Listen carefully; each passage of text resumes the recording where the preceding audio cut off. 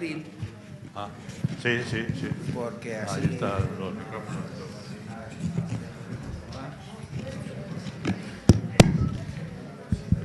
Funciona, ¿verdad? Muy bien. Bueno, pues vamos a empezar la conferencia. Buenas tardes a todos. Hoy tenemos entre nosotros al profesor Trino Torres, catedrático de la Escuela Técnica Superior de Ingenieros de Minas de esta universidad, que ya nos dio una conferencia interesantísima el año pasado. Es un verdadero especialista en todo lo que sea la geología actual, la geología antigua, todo lo que pasaba. Eso de decir que el Mediterráneo es tropical no es una forma de hablar, es que lo era. Ahora mismo nos vamos a enterar de todas aquellas cosas que pasaban hace muchos años, mucho antes de que se tengan noticias históricas. El profesor Trino, además, tiene muchos trabajos de investigación, muchas publicaciones y, como ya digo, es un verdadero especialista. Vamos a escuchar todo lo que nos dice, que va a ser, creo, interesantísimo. Bueno, pues muy buenas tardes, o casi noches. He procurado que el nivel científico sea asequible y voy a procurar ser lo más ameno posible. En atención a las tiernas mentes de muchos de los alumnos que veo, que esta actividad os cuenta, ¿verdad?, como un tipo de libre elección o algo de eso. Bien, pues os procuraré que la libre elección no os pese. Bueno, vamos a hablar del Mediterráneo tropical, entendido como el mar Mediterráneo, y bueno, vamos a remontarnos a cuando los dinosaurios ya empezaban a decaer y más o menos dejaban de dominar la Tierra para dentro de poco ser sustituidos por la gran expansión de los mamíferos. Y en ese momento, bueno, pues tenemos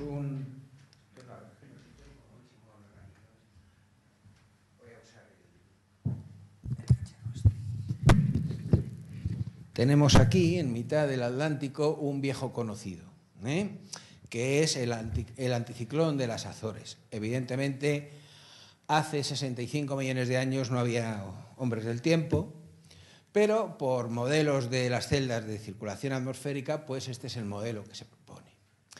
En aquel momento, Europa pues no era una unidad, sino era pues un amasijo de islas. Y sobre todo había un mar, que es el mar de Tetis, que separaba pues la placa africana, que estaría por aquí, bueno, sobre todo es esta zona marrón, y las distintas partes de la placa ibérica, de la placa europea, y como somos así, pues también teníamos una microplaca que se llama la microplaca ibérica. En este mar somero, pues se acumula materia orgánica y precisamente pues gran parte de los hidrocarburos, petróleo y gas que se extraen en el norte de África, toda esta zona, pues provienen de este periodo. Desgraciadamente, las aguas que rodeaban el macizo ibérico emergido pues no eran productivas en materia orgánica y por eso casi no tenemos petróleo en la península ibérica. Bien, nos encontramos entonces pues más o menos aquí. No existe el mar Mediterráneo como tal y estamos al final de la era mesozoica que llamamos, que se conoce vulgarmente como la era de los dinosaurios. En este gráfico tentativo pues vemos que hacia aquí sería más frío que en la actualidad, hacia aquí más cálido. Ha habido una serie de glaciaciones que no vamos a entrar en ellas, pero venimos de un mundo tropical muy caliente, aunque todavía no existía el mar Mediterráneo. Bien, aquí es con estas estrellitas, son los momentos fríos y con estos solecitos los periodos calientes que entraremos, o cálidos, perdón, que entraremos después en ellos. Hace unos 23-25 millones de años, pues todavía existía el mar de Tetis. La Iberia que conocemos en la actualidad era muy distinta, de alguna manera se prolongaba hacia esta zona, pero toda la región levantina y toda la región andaluza simplemente no existía. Es decir, que predominaban mares atlánticos, por decirlo así, es decir, mares decididamente salinos, y en algunas zonas extremas, había zonas salobres donde, digamos, la salinidad era más baja.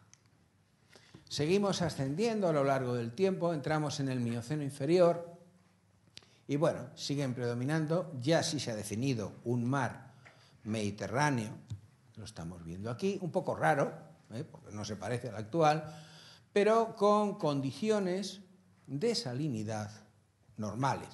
Bueno, hay zonas, aquí esto estaría hacia Egipto, y aquí en esta zona, esto pues, no sé, debe ser más o menos cerca de Arabia, hay zonas donde se acumulan evaporitas, es decir, sales producto de aguas muy poco profundas y una insolación, un calor extremo, que se conocen precisamente porque se explotan mineralmente. Seguimos ascendiendo en el tiempo y vemos que las circunstancias cambian relativamente poco.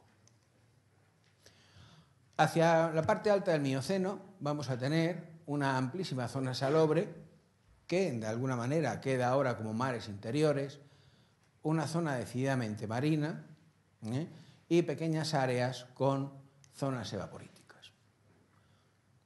Esto es un viaje en el tiempo hacia nosotros, sigue siendo algo similar. Fijaos que la bota italiana, pues bueno, más que bota parece una especie de calcetín porque gran parte de la bota italiana no existe. En el Mioceno superior aparecen zonas con contenidos de fauna fósil especiales, por eso se llaman zonas endémicas, zonas salobres, pero todavía aparecen condiciones marinas, pero ya sí que tenemos el primer Mediterráneo tropical. Entonces, en la zona del mar de Alborán hay unos arrecifes importantes de coral, también hay de algas, pero bueno, los que más nos interesan son de coral, y en algunos casos esos arrecifes tienen un inmenso valor económico en la actualidad, porque los arrecifes son rocas muy porosas y albergan hidrocarburos. Bien, bueno, y he dicho que el clima era tropical, aunque había momentos en los cuales el clima se enfriaba ligeramente y las condiciones pasaban a un Mediterráneo más actual, que podríamos llamar que es un mar templado. Bien, en el Mioceno final, que ahora lo veremos con más detalle, la cuenca del mar Mediterráneo, que era un remanente del antiguo océano, aunque se llamaba Mar de Tetis, esto está dedicada a una diosa del mar, se deseca, y se deseca porque, digamos, se cierra el estrecho de Gibraltar. Y entonces queda dividida además en varias subcuencas, aquí estamos viendo unas cuantas en el Mar Negro, la parte oriental del Mediterráneo, la parte oriental del Mediterráneo, que sería la región de Alborán. Y estas zonas de vez en cuando reciben agua atlántica de salinidad normal a lo largo de lo que llamamos dos corredores. Uno de ellos es el corredor rifeño y luego tenemos otro que es el corredor bético. Y el corredor bético es lo que actualmente conocemos como el Valle del Guadalquivir. Y en aquel momento el mar Mediterráneo sí que realmente se convierte en una zona tropical desértica, por decirlo así, es decir, deja de tener la profundidad de agua que tiene en la actualidad, que varía mucho, pero que puede superar los 1000 metros, y toda la cuenca se convierte en un lago mucho más deprimido, a mayor profundidad que el océano Atlántico, porque la placa africana y la placa ibérica colisionan y se juntan. Eso tiene un juego importantísimo. Se nos van a depositar sales en el fondo del mar Mediterráneo y esas sales están en la actualidad. Es decir, los sondeos del proyecto DSP, perforación profunda del fondo marino, han encontrado más de 1 kilómetro de sal aproximadamente en esta zona del mar Mediterráneo. Luego tenemos unas cuencas laterales, una de ellas haré mención porque tiene un cierto interés minero, que es la cuenca de Sorbas, que está en Almería, donde se acumulan cientos de metros de yeso que están siendo actualmente objeto de exploración minera. Y luego tenemos zonas endémicas, es decir, lagos interiores que tienen una evolución de la flora y la fauna pues muy peculiar. Bueno, y este periodo se denomina mesiniense. En geología, pues afortunadamente hay poco culto a la personalidad, entonces pues este momento de tiempo Los geólogos italianos pues dicen, pues se lo vamos a dedicar a la ciudad de Messina, en Italia, entonces es el messinense. Y aunque hay una cierta variabilidad de modelos, la realidad es que lo que tenemos es un gigantesco umbral, una zona levantada en Gibraltar. El océano Atlántico queda, bueno, aproximadamente a esta altura, y el fondo del mar Mediterráneo queda cientos de metros por debajo de él. De vez en cuando, y esto en morado, son los depósitos de evaporitas. De vez en cuando el océano Atlántico se desploma en forma de gigantescas cataratas. Lamento que esto suene a ciencia ficción, pero parece que fue verdad. Digo parece porque en geología difícilmente podemos saberlo con certeza, y va alimentando estas zonas donde se van acumulando cientos y cientos de metros de sal. Y colgaditas de ellas hay como unos nidos de golondrina, que son sus cuencas marginales, y una de ellas sería el ejemplo de Sorbas. Hay muchos ejemplos, es decir, vemos que finalmente el océano Atlántico vuelve a invadir la zona que estaba seca. Aquí tenemos otro modelo, pero es muy parecido, es decir, vemos el umbral de Gibraltar, una serie de umbrales menores y luego pues estas zonas con grandes depósitos salinos, hasta que llega un momento que sube el nivel del mar, o casi probablemente la placa ibérica y la placa africana deciden separarse, y entonces el agua del Atlántico invade bruscamente el mar Mediterráneo, aunque evidentemente esa inundación no será un proceso, digamos, de un ratito. Hay un ejemplo de esto actual, bueno, o casi actual, que es el Mar Negro. Es decir, el Mar Negro hubo un momento muy importante de su historia, y realmente fue en la prehistoria, es decir, hace unos 10 o 12.000 años, que el Mar Negro era un lago de agua dulce, con poblaciones prehistóricas que vivían a su alrededor, y de pronto el Bósforo se abre y comienza a inundar catastróficamente esa zona donde vivían los señores de la edad, no sé si eran del Neolítico o de la edad del Bronce. Y es un proceso, bueno, que se ha calculado el tiempo que ha tardado en producirse, y lamento deciros que no tengo idea de cuántos años fueron, pero la realidad es que hay un oceanógrafo conocido que es Vallard, que se dedica a explorar los fondos oceánicos, y ha explorado los fondos del Mar Negro, y ahí están los poblados de la era neolítica, o de la edad neolítica o la del Bronce, hombre, yo diría que relativamente intactos, demostrando que efectivamente esa zona estuvo emergida y además había agua dulce. Bueno, pues y este es el momento en el cual vuelve por sus fueros el mar Mediterráneo. Y fijaos que la estructura de Iberia pues es rara, sigue faltando Andalucía, sigue faltando toda la costa de Levante, y hay una serie de zonas emergidas entre, esto sería la zona del Rif, pues entre la placa africana de verdad antigua y toda esta zona rifeña. Y en este momento la salinidad es normal. Las condiciones climáticas, pues probablemente eran condiciones de tipo tropical. El resultado de estos procesos, bueno, pues es la geología de España. Aquí veis, la imagen no es muy buena, la he bajado de la red de la página web del Instituto Geológico, pero España es la piel de toro, que todos sabemos, pero realmente lo que hemos visto hace un momento falta pues toda esta parte de la península ibérica que se agrega por efectos de la tectónica, es decir, el empuje de la placa africana va a provocar el plegamiento muy complicado, sobre todo de las cordilleras béticas que están aquí. Y esta zona, estamos viendo con estos tonos amarillos y grises, sería el famoso corredor bético, es decir, un pasadizo de agua atlántica que vertía más o menos por aquí hacia la zona mediterránea, y esto sería esa cuenca colgada que llamamos la zona de Sorbas. Bueno, pues estamos más o menos en esta zona y nos vamos a ir aproximando hacia toda esta serie de alteraciones de frío y calor que caracterizan a los tiempos del Cuaternario. Bueno, otra vez tenemos las estrellitas y los soles. Y este momento, el Plioceno, pues tenemos un momento que es el Plioceno tropical. Es decir, el Plioceno medio, hace unos 3 millones de años, todavía no se ha empezado a generar gran cantidad de hielo en el casquete polar, ¿no? En el casquete polar ártico, y bueno, pues esto es más o menos un modelo que teoriza sobre las diferencias de temperatura del agua de superficie con respecto a la temperatura actual en agosto y en febrero. ¿Qué ocurre en este momento? Bueno, pues ocurre una cosa interesante, y es que encontramos un huésped muy interesante, fósil, que empieza en el Golfo de Guinea, sigue por las Islas Canarias, bueno, las Islas Canarias están aquí, sigue por las islas de Cabo Verde y coloniza todo el Mediterráneo. Y es un molusco marino espectacular, bueno, a mí me gusta mucho, pero para gustos hay colores, que denominamos Strombus coronatus.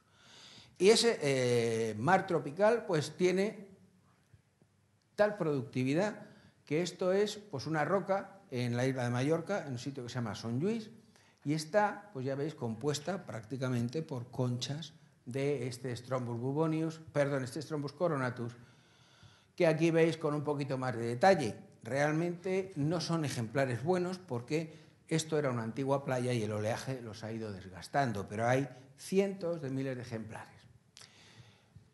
Acompañan a este encantador caracol marino, pues,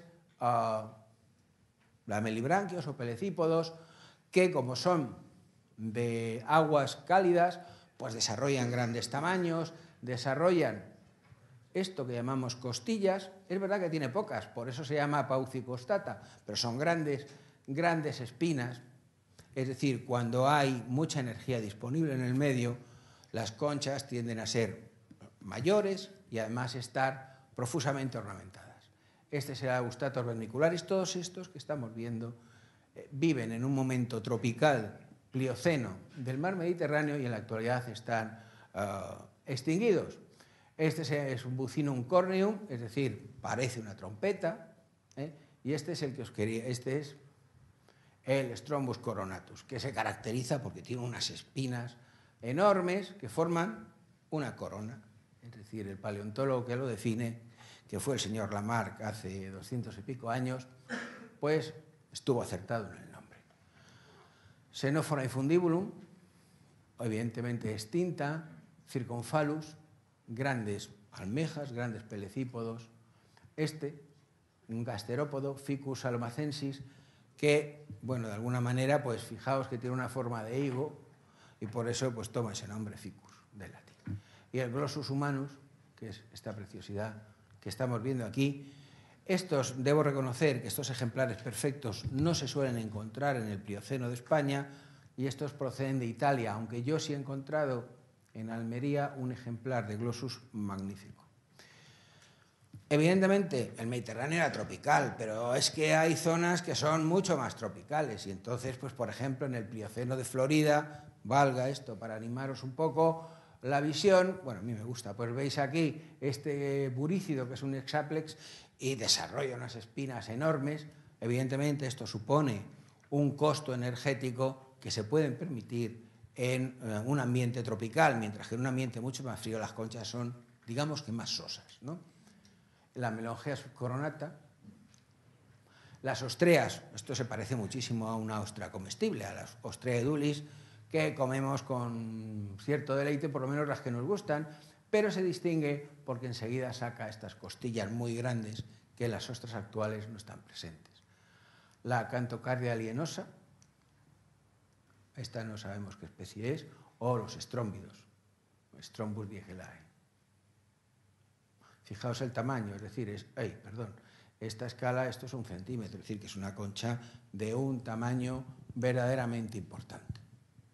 Bien, ahora bien, a finales del Plioceno, el casquete ártico dice, pues mira, yo voy a empezar a crecer, voy a enfriar, se va a producir un cambio climático global, no muy importante, pero sí lo suficientemente importante como para afectar a las aguas del mar Mediterráneo que van a dejar de ser tropicales. ¿Por qué? Hombre, pues sobre eso hay varias teorías. Uno de ellos puede ser que el istmo de Panamá, que estaba abierto, pues empieza a cerrarse, cambia la distribución de las corrientes y empieza el Ártico a crecer, a congelarse más. No sabemos si realmente ocurre esto, pero sí que el cierre del Istmo de Panamá es una catástrofe ecológica brutal. Hasta este momento, Sudamérica estaba poblada por una serie de bichos rarísimos. Es decir, teníamos los megaterios, que eran pues como el perezoso, solo que de varias toneladas de peso.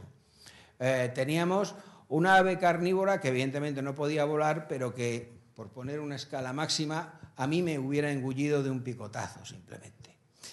Y sin embargo, aquí, pues estaban todos los animales modernos que habían pasado de Europa a América del Norte relamiéndose, pero viendo que no podían pasar, porque estaba el Istmo de Panamá. Y que en este momento que se une Raca, bueno, es una expresión, pero el Raca está bastante bien, porque en este caso fue Raca, pero fue Raca de las ratas, es decir, que se supone que esos grandes aves, que eran brutales, es decir, tenían un pico de esta altura, lo descoyuntaban además para poder ingerir las piezas completas, pues como las pobres no podían volar, ponían los huevos en el suelo. Y unos bicharracos, como, bueno, unos animales como son las ratas, pues aprovecharon, también ha ocurrido en Australia en tiempos históricos, aprovecharon para comer los huevos y acabaron con ellas en un corto periodo de tiempo. Y los grandes carniceros que vivían aquí también pasaron y evidentemente aniquilaron una fauna que no estaba preparada para competir con ellos. Bien, pues lo que vemos es que con ese enfriamiento el señor Strombus coronatus, que lo teníamos aquí, va a desaparecer. Este enfriamiento lo vemos muy bien en el registro isotópico de los carbonatos de los caparazones de los animales marinos, y lo que vemos es que hasta hace más o menos poquito más de 3 millones de años esta señal está aquí arriba, nos está diciendo que el periodo es cálido, tenemos el señor coronatus aquí viviendo, pero que a partir de este momento la tendencia es a disminuir y este Strombus coronatus desaparece del mar Mediterráneo, probablemente sigue viviendo en las costas de Gabón, porque está citado allí, pero en Cabo Verde quizá también, pero del Mediterráneo desaparece. Y luego va a aparecer un pariente suyo aquí al final, que ya hablaremos de él. Aquí, que ya estamos en el Cuaternario, tenemos estos picos tan bajos de aquí que nos hablan de frío intenso, que es lo que conocemos como glaciaciones, y unos picos muy altos que están marcados con estos soles tan decorativos, que son los momentos cálidos. Bueno, esta subida, es decir, estos procesos de enfriamiento y fusión, producen que el nivel del mar suba y baje. ¿Y cuánto sube y baja? Pues la verdad es que sube y baja mucho. Se ha calculado que el nivel del mar en los periodos donde los casquetes polares crecen enormemente descendió más de 100 metros. Luego se funden los casquetes polares y asciende, pero siempre asciende un poco menos de lo que estaba. Entonces encontramos lo que llamamos las playas colgadas o las playas fósiles. ¿Cuándo se producen? Pues evidentemente aquí tenemos este gráfico donde vemos una alternancia de periodos cálidos y de periodos fríos. Los periodos fríos aquí son las glaciaciones, durante los cuales el nivel del mar desciende, y unos periodos cálidos durante los cuales el mar asciende, pero ya digo que jamás alcanza la altura que tenía. Bueno, ahí esto es otra historia, pero tiene que ver con la concentración de CO2 atmosférico y también con el cambio climático. Con esto que hemos hecho, bueno, pues hemos estado datando una serie de localidades de playas fósiles en la costa mediterránea. No me voy a detener, pero hemos encontrado pues muchos escalones, 1, 2, 3, 4, 5, 6, 7, 8, y este sería el actual. Es decir, que por lo menos sabemos que el mar ha subido y bajado 16 veces.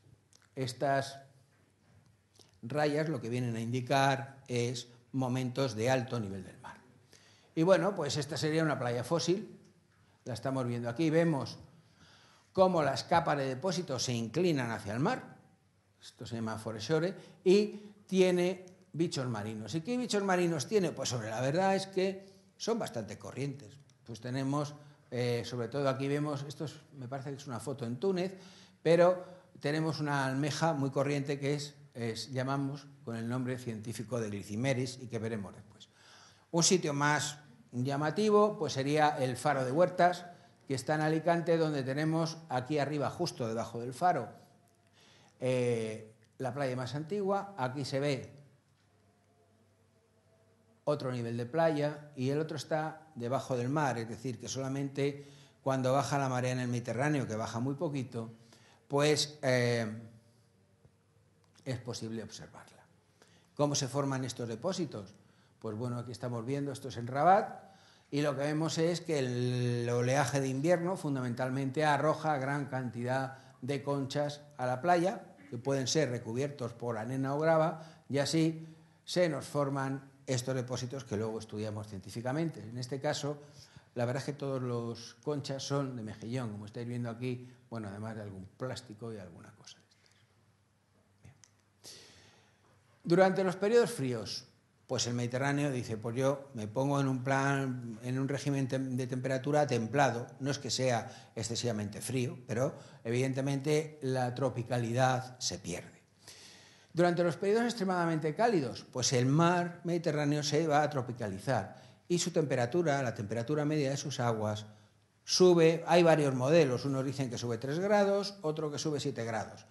Y entonces las larvas, que tienen un nombre precioso, Beliger se llaman en términos científicos, de aquellos moluscos de aguas tropicales africanas, donde estaban creciendo tan contentos, pues son arrastradas y al llegar al Mediterráneo tienen dos opciones. Si el agua es fría, pues se mueren. Pero si el agua ha subido de temperatura, van a medrar, es decir, van a crecer y vamos a tener en esas playas que hemos visto colgadas unos fósiles espectaculares, bueno, espectaculares para mí, que son los que llamamos las faunas senegalesas. Bueno, cuando el Mediterráneo tiene condiciones térmicas parecidas a las actuales, pues los bichos que encontramos fósiles pues son los que actualmente podemos recoger a la orilla del mar, es decir, las patelas, que son las lapas, los spondylus, que no sé qué nombre tienen, digo que no sé qué nombre vulgar tienen, los glicimeris, que reciben el nombre de almeja tonta, los pecten, que son las conchas de peregrino. Bueno, vemos otros que estos son curiosos simplemente porque un caracol depredador lo perforó en su momento y se comió la carne de esta Donax, que es una almejita. Vale. Pero estos, ya os digo que es la almeja tonta, y esta es la que usamos normalmente para datar en el tiempo estos depósitos mediante una cosa que se llama racemización de aminoácidos y que no hace al caso. Estos son representantes actuales, pero que encontramos igual en las playas fósiles, pues tenemos la zamburiña, las ostras, de aquí sacaban los romanos la púrpura para sus tejidos, los mures, los conus, los mejillones.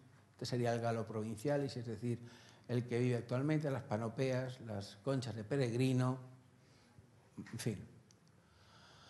Los cardium, que es un tipo de berberecho, no es exactamente el que hay en el Cantábrico, otra foto bonita del cono mediterraneus, los vígaros, las placunas, que no tienen más que ese nombre, y el taisemastoma, que también lo usaban los romanos para la obtención de la púrpura.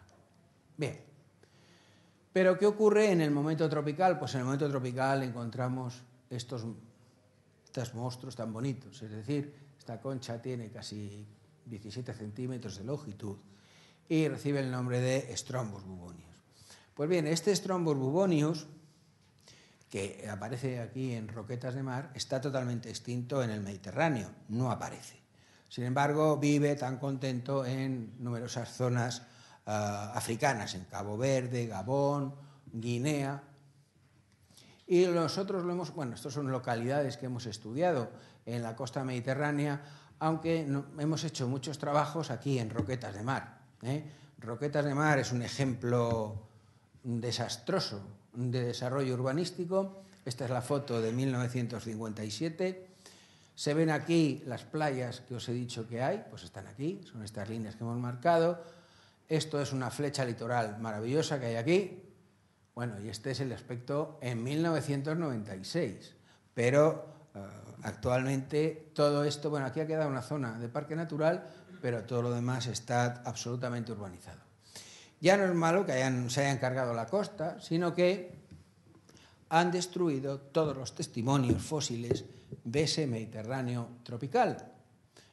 Aquí vemos Bueno, aquí ahora mismo hay un aparcamiento, es decir, a mí en Roquetas de Mar me han echado de todas las zanjas de obra sistemáticamente y de vez en cuando era un emigrante, obviamente de patera, que no hablaba castellano, con lo cual la situación no dejaba de ser un poco violenta porque él no entendía mucho. De esta en concreto me echó un nigeriano que luego nos hicimos amigos y le invité a comer.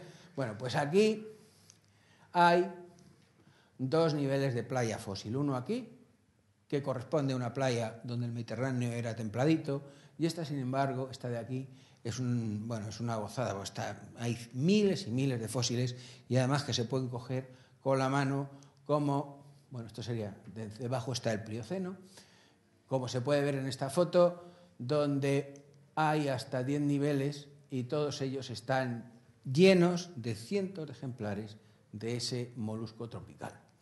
Aquí estoy yo cogiendo los Strombus. Aquí nos dejaron, aquí no nos echaron. Yo creo que la belleza de la becaria tuvo un factor verdaderamente importante. Esta es Regina.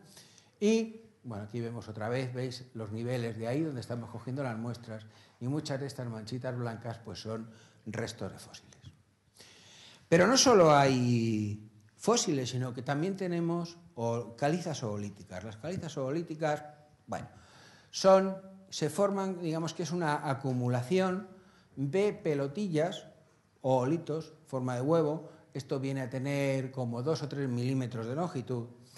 Y son acumulaciones de carbonato que forman una película rodeando ese grano. Hombre, me diréis, pues bueno, pues vaya, pues esto parece caviar.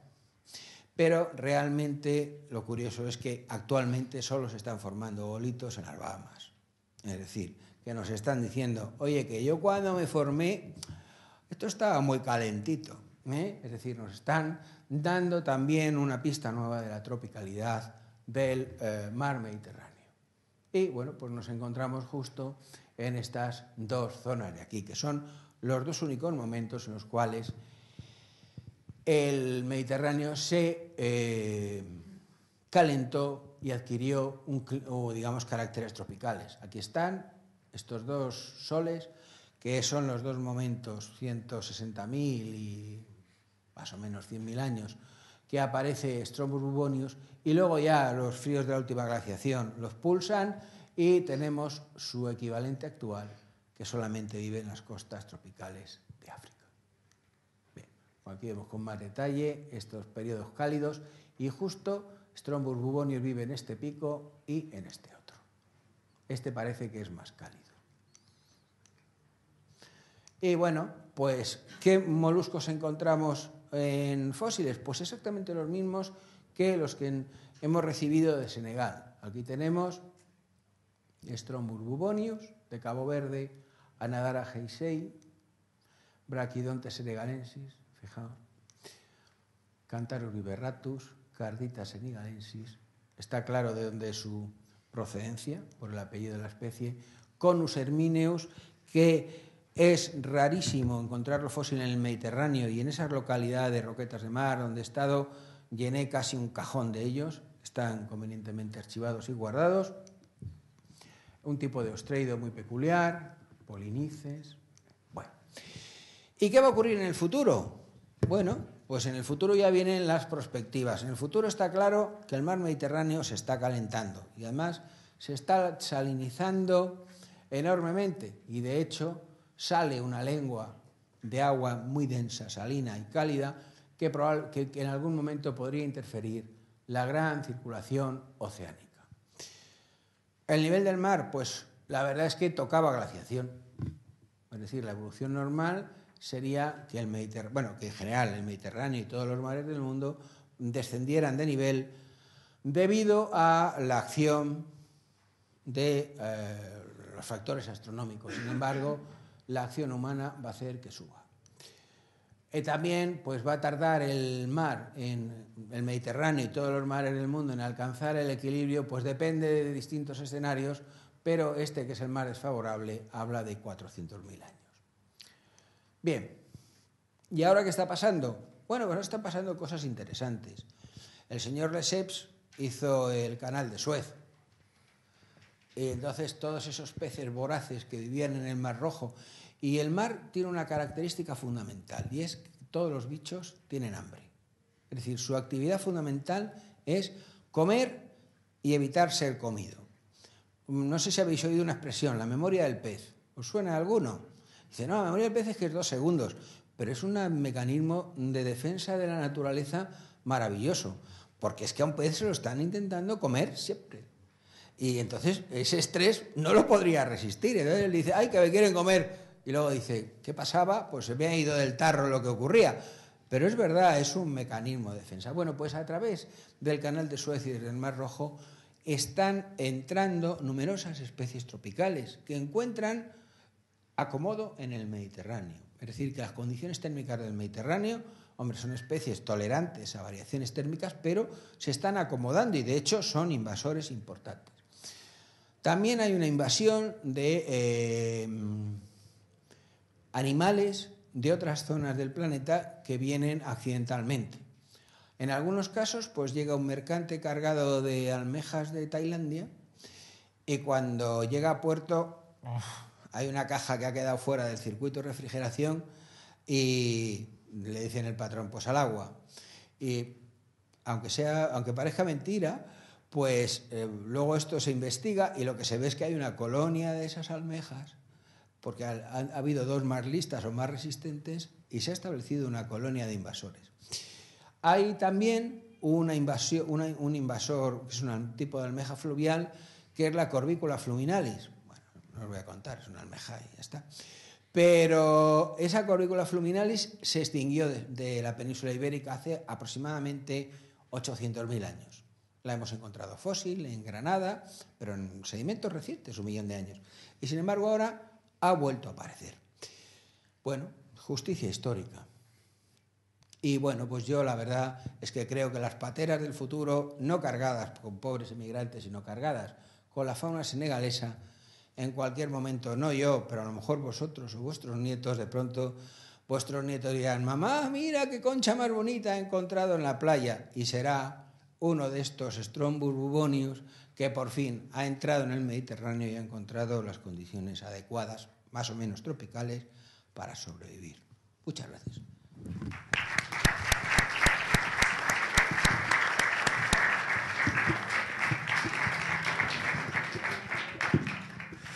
Bueno, pues vamos a ver el coloquio. Hombre, después de esto nos dan ganas de ir a la playa y empezar a buscar conchas y empezar a coleccionarlas y estudiarlas y a ver si conseguimos ponerles nombres a todas ellas, todos esos nombres latinos tan fantásticos. Bueno, vamos a ver cuáles son las preguntas que empiezan a surgir. Yo creo que bastantes, porque a todo el mundo le gusta la playa, a todo el mundo, a lo mejor muchos coleccionáis conchas. Vamos a ver quiénes son los que van a empezar. No se oye muy bien todavía. Yo por abrir un poco, sí. No me corresponde. ¿Cómo que no? Pero yo quería hablar exclusivamente del título. Nos ha estado hablando el profesor Trinidad Torres del Mediterráneo tropical, pero nosotros somos también ignorantes en eso. ¿Qué significa tropical? Has hablado de la temperatura y de la fauna. ¿Eso define el término tropical o hay más cosas detrás de ello? Hombre, yo pienso que la fauna, es decir, el factor ambiental, que es la temperatura. Ten en cuenta que tropical es una región climática extraordinariamente extensa. Es decir, en tierra firme tienes tropical desértico y tropical de bosque lluvioso. Te estoy hablando de los dos extremos, ¿no? Bueno, en primer lugar he buscado un título que tuviera un tironcito, pero en segundo lugar pienso que define perfectamente,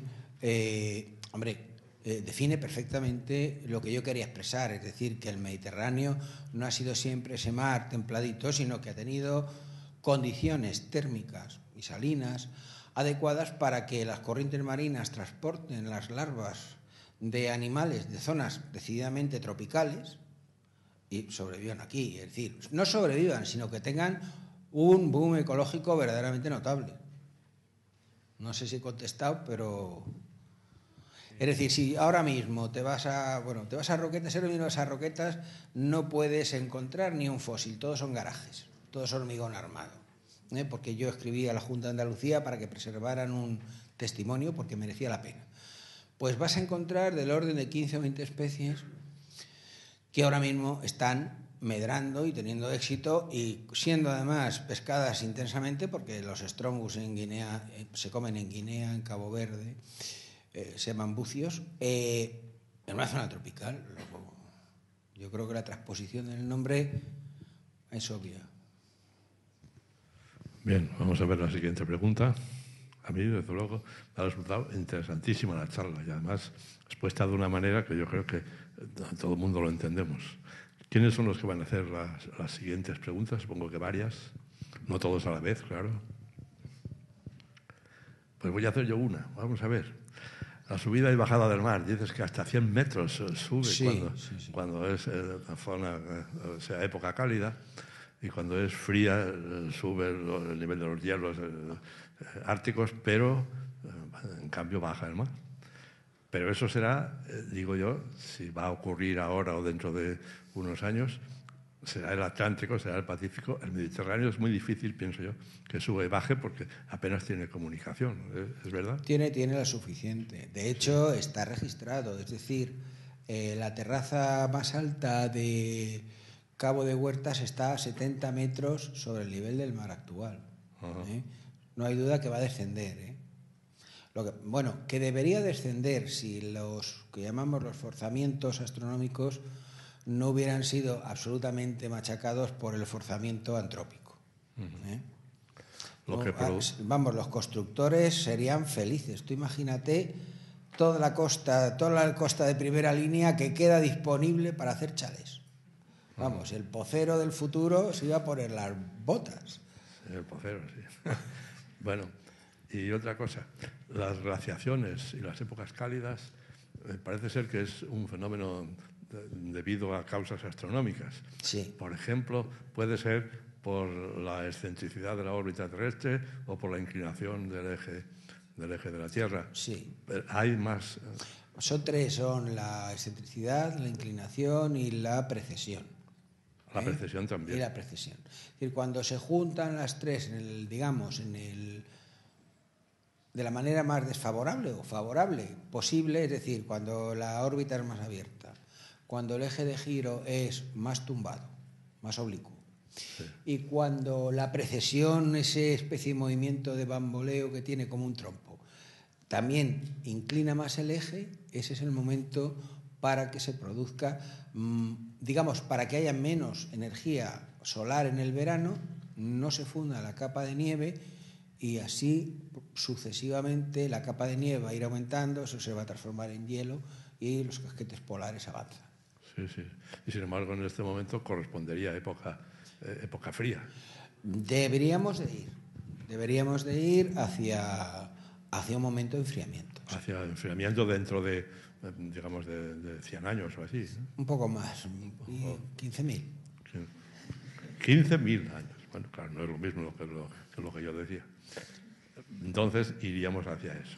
No, pero no vamos en la dirección contraria. Porque la Tierra ha actuado desde que se crea la Tierra, desde hace, para hablar así números redondos, casi 600 millones de años. La Tierra ha actuado como un secuestrador de anhídrido carbónico, de CO2. Es decir, lo ha secuestrado, pues formando calizas, que es carbonato de calcio, y sobre todo la vida. Y esa vida, ese secuestro de CO2 en la vida lo tenemos ahora mismo transformado en carbón o en petróleo y gas. Y el hombre lo que está haciendo es liberar todo eso lo más deprisa que puede. Entonces, pues evidentemente, dejando aparte que hay otros gases también que con efecto invernadero, como son el metano, como es el metano, pues eso está, digamos que ha ganado ampliamente a los ciclos astronómicos. Muy bien. Vamos a ver la pregunta. Tú te has ceñido exclusivamente a moluscos, no has hablado de otros animales que también ha habido, que quedan algunos restos, por ejemplo, de peces, de reptiles. No estamos hablando ya de continentales dentro del mar. ¿Tenéis noticias? ¿Tú tienes noticias de algo? Vamos a ver, Tú eres un especialista en osos, ¿eh? Tome propaganda. Bien.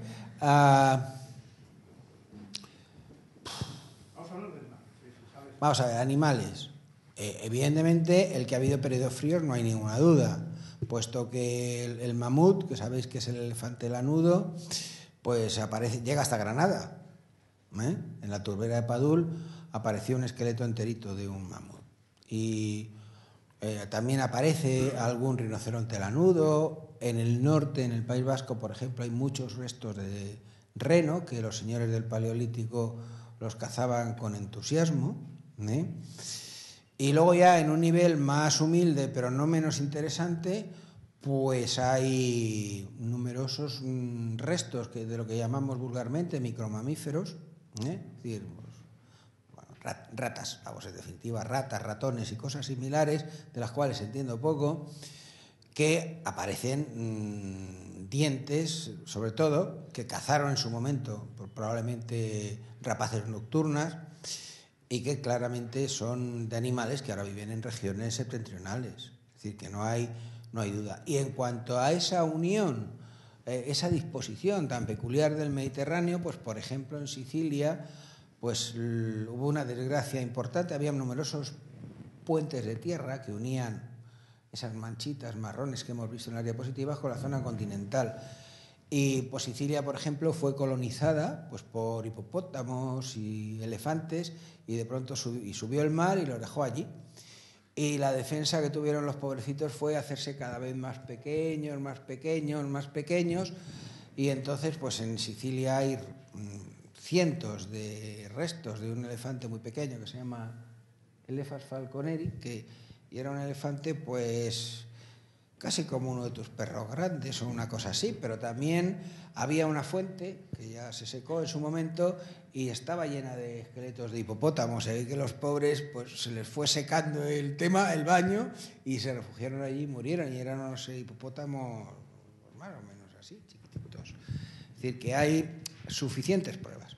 Esto ocurre en todos los lados del mundo, es decir, todo eso pues, es el motor para las grandes migraciones humanas de los homos antiguos, de erectus, etcétera, que a lo largo de miles de años, pues aunque solo sean 100 kilómetros al año andando, que es una distancia bastante prudencial, pues llegan y colonizan Asia, por ejemplo, es decir, los pitecántropos que hay en Java o que hay en Indonesia, que es Java, o en China, son muchísimo más tardíos que los que aparecen en África, es decir, que se pegaron fue como el camino de Santiago, pero mucho más largo. O sea, de todo esto hay muchas pruebas, es decir, no, pasa que he pretendido dar algo un poquito más o menos. Eso es para otra conferencia, todo eso. Y además con muchísimo interés, pienso yo. Bueno, vamos a ver la siguiente pregunta. Hombre, bien. ¿Hay algún proyecto ahora en marcha en la zona de Garrucha y por ahí? ¿No hemos estado investigando algo de...? Es que yo veraneo allí. Bueno, ahí hablo, es decir, sí, nosotros trabajamos allí casi todos los años. ¿Hay alguna curiosidad peculiar o...? No, yo también veraneo allí. Vaya por Dios. Mi padre es que era de Garrucha. Entonces ahí hemos estudiado un sondeo muy interesante en el río Antas. ¿Y dónde veraneas? No, ojo, que nadie lo malinterprete. A ver. No seas malo. A ver.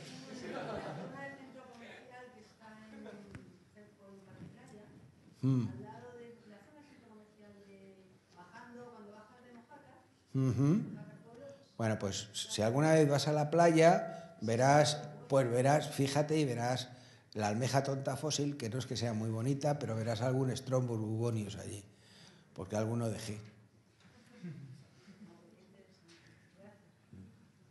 A ver, los graciosos. Me encantan los... Venga, a ver, ¿no tienes ninguna curiosidad? A ver, así me gusta. No sé si me vas a poder responder, pero según lo que he entendido, en el Oligoceno, la época, o sea, la zona de Andalucía y Valencia estaba sumergida bajo el agua. No existía, no estaba sumergida. Eso es. Era mar. Entonces, luego en el Plioceno, cuando Sí. se movieron las placas y se quedó la sal concentrada en lo que es el Mar Muerto y demás, esa zona todavía seguía en la No, zona del mar que seguía habiendo menos sal. no. No, pero está bien. Vamos a ver. ¿Por qué os reís? Si no habéis hecho ninguna pregunta. ¿Ah? Vamos a ver. No, vamos. La pregunta va enfocada. No entiendo por qué, o si tiene que ver Andalucía ahora, y una gran parte que es desértica, si la mitad de Europa sale debajo del mar, porque el resto no está desértico y eso sí. Hombre, tiene que ver la latitud. Eso es importante. Me refiero a la situación actual, ¿no? Pero vamos a ver,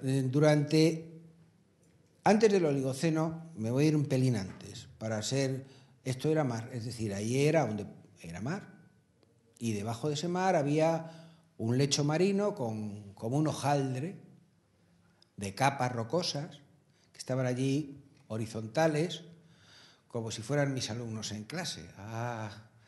Y, ay, qué bien estoy aquí, no me muevo, pero de pronto, pues por problemas, por cuestiones de cinética de la corteza terrestre, que debo decirte que yo no soy geofísico, la placa africana y la placa europea se acercan. Y entonces es como si hiciéramos como una manga pastelera. Ya sé que sabes lo que es una manga pastelera, ¿no?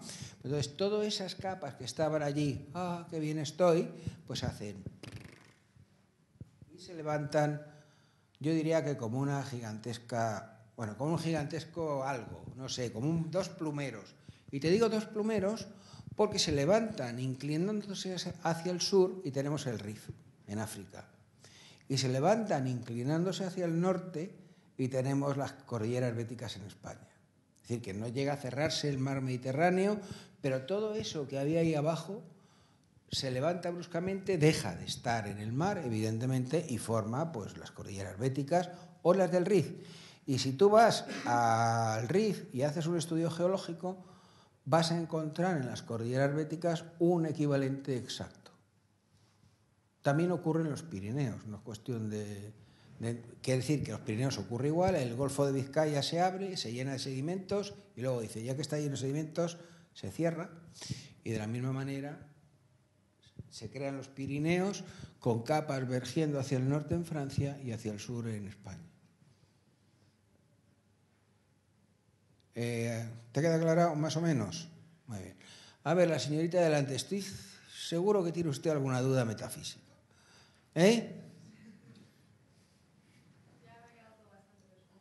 Sí. Qué bien, qué buen profesor soy. ¿No hay ninguna duda más? Bueno, vamos a ver, otra duda. Voy a hablar de cosas muy frías. Es verdad que hubo épocas, no en la época de 60 millones de años, no, mucho antes, que estuvo la Tierra totalmente congelada. Pues dicen, es decir, estamos hablando de se llaman los periodos que se llama, la Tierra sufre un periodo que se llama de ice ball, de bola de hielo, y parece que sí, que efectivamente toda la Tierra, zonas emergidas y el mar, estuvieron totalmente helados durante cientos de millones de años. Estamos hablando de, pues no sé, de 1.000 millones de años, que parece que es la primera, y luego hay otra aproximadamente hace 700, 800 millones de años. Y sí, durante ese momento hay muchas especulaciones de por qué se produce. Y realmente, pues unos hablan de que si la Tierra chocó con un cometa, o bien chocó con un cometa que la desplazó ligeramente de la órbita y empezó a calentarse, pero de alguna manera parece que pudo haber una colisión de tipo astronómico. Lo que sí sabemos es que asociado a ese periodo de glaciarismo extremo, pues tenemos depósitos de oro en tilitas de Sudáfrica, y hay también los hierros bandeados, se llaman así porque son alternancia de bandas color acero y color rojo de hierro oxidado, que aparecen en Canadá, Sudáfrica y Australia. Profesor Espí, ¿lo he dicho bien? Bien. Él es el experto en yacimientos. Entonces, bueno, la profesora Rivas también, luego se me pone celosa. Y entonces eso explica que había momentos con poco oxígeno disponible, se depositaba esos hierros grises, momentos de oxígeno más abundantes, se depositaban las capas rojas. Hay pruebas. Hombre, lo que evidentemente... también hay que decir que esto no es CSI. La geología es, de alguna manera, pues mucha especulación. Y además, basta con que salga una teoría... Es decir, la teoría de la tectónica de placas. ¿A quién no le suena la teoría de la tectónica de placas? ¿A todos os suena? Me encanta. Yo debo deciros que cuando di geología en el año 67 no me lo explicaron porque el catedrático de la Escuela de Minas no creía en ellas. Pero bueno, hay que suponer, murió ya, pero hay que suponer que ahora creería en ellas. Pero ahora hay un colectivo pequeño, pero notable, de geólogos que piensan que no existe la tectónica de placas, que la Tierra se está dilatando. Bueno, pues basta con que surja una teoría como para que enseguida surjan otras que la ponen en solfa. Bueno, y no está mal, porque en definitiva la ciencia es así como avanza. Si no, tendríamos pues la Inquisición.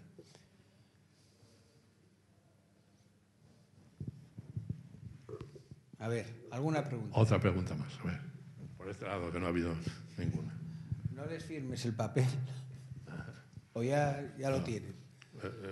El de asistencia. Ahora cuando se lo recoja pondré ahí en una anotación que no han hecho ninguna pregunta. Eso lo voy a hacer porque es necesario. ¿Quiénes son los que van a preguntar? El último, venga, ya haciendo un esfuerzo. Venga, que alguien se sacrifique por el bien de los demás. Hombre, claro. A ver, ahí hay una duda. Mira qué bien, vamos allá. Aprobados todos ya, venga. Oye, parezco un telepredicador. Espera, a ver. Habla usted sobre la salida de agua cálida del Mediterráneo hacia el Atlántico y que cada vez se va acentuando más y que puede ser con un aumento de temperatura. ¿Existe algún estudio de cómo puede influir esto en las corrientes de la Atlántico? Sí, vamos a ver. Lo normal es que siempre salga agua muy salina del Mediterráneo, porque los franceses al Mediterráneo le dan el nombre de pissoir, que probablemente ninguno de vosotros sepa lo que significa, pero es urinario en francés. Ahora cada vez es más apropiado el nombre, debo deciros, y porque es muy pequeño, ¿eh? Pero lo que hay que tener en cuenta es que no solo ha habido un ligerísimo aumento de la temperatura global, que eso no creo que sea un factor muy importante, pero todos los grandes ríos que vertían al Mediterráneo están, que me sale el término, están retenidos por presas. Véase el Nilo en Asuán, el Ródano, el Ebro, el Po no me atrevo, no sé yo dónde es. Bueno, es lo mismo. He citado 3 grandes ríos que eran grandes aportadores de agua dulce al Mediterráneo y hacían descender la salinidad. Si a eso añadimos que hay una salinidad no de cloruro sódico, pero sí, por ejemplo, de fosfatos de los detergentes, es tremenda la importancia de los fosfatos de los detergentes, de los abonos, etcétera, etcétera, cada vez las aguas del Mediterráneo son más densas y más salinas y pueden llegar a cortar la circulación oceánica. Hay un estudio, si lo queréis mirar en Google, de un geólogo marino yanqui que propone cortar por lo sano, nunca mejor dicho, cerrar con una barrera el estrecho de Gibraltar. Para empezar me parece imposible, con lo cual podemos estar bastante tranquilos. Digo, de poner la barrera.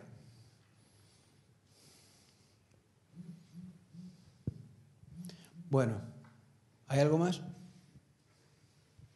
Vamos a aplaudir porque desde luego yo creo que merece la pena.